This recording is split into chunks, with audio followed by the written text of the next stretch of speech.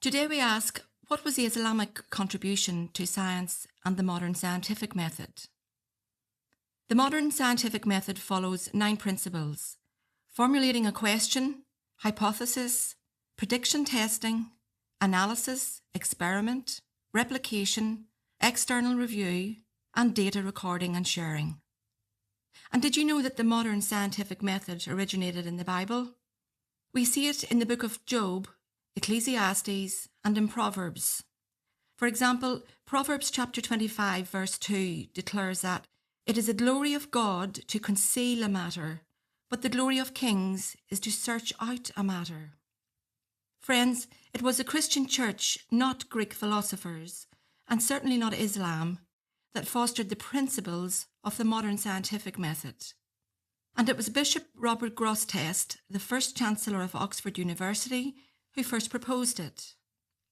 The only Islamic contribution to science is found in Arabic translations from earlier Greek texts, because this was done after Islam had conquered other cultures. One example is a translation work from the 9th century when the Umayyads and the Abbasids translated Greek texts on medicine and astronomy into Arabic. However, most of these translators were Nestorian Christians and simply worked for Muslims. And the knowledge was not new.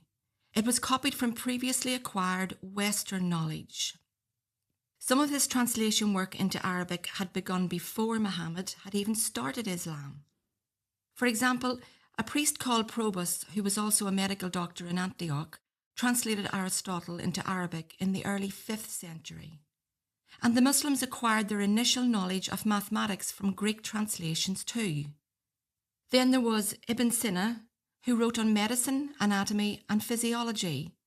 However, he didn't add to the field of study. And in 1150 AD, Ibn Sina's material was burned by the Caliph of Baghdad. Other early Islamic thinkers who were persecuted by Muslims include Jabir, who was exiled in the 9th century. So, while Islam may have made good use of scientific knowledge previously acquired by others, it didn't produce any new contributions, nor did it help that Arabic translations from the Greek were inaccurate. How could these be relied upon to improve or add to science? Indeed, Islam's persecution of early Islamic thinkers proves that it rejects true scientific discourse. After all, the Muslims' worldview is based in the Quran, which they say cannot be modified. Following on, in the 11th century, Al-Ghazali argued that scientific pursuits led to unbelief, and scientific research was generally discouraged.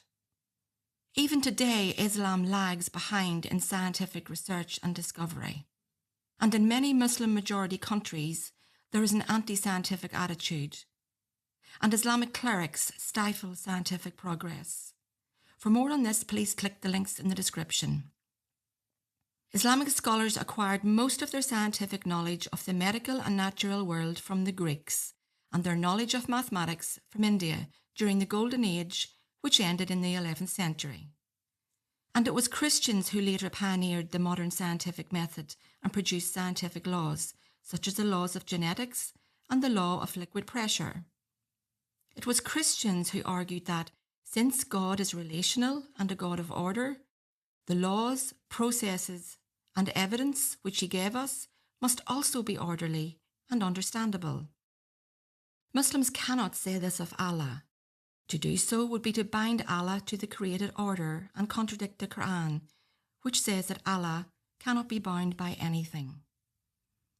As Christians, we believe in a relational God who revealed himself in creation, and most clearly in Jesus, who set aside his eternal glory to die for sin and rise again, defeating sin and death for all those who would believe. Jesus offers assurance of salvation for those who transfer their trust from themselves to his finished work on the cross on their behalf. Next time we will explain further that to follow Islam is to in fact deny science. Until then, may the Lord lead you into his truth.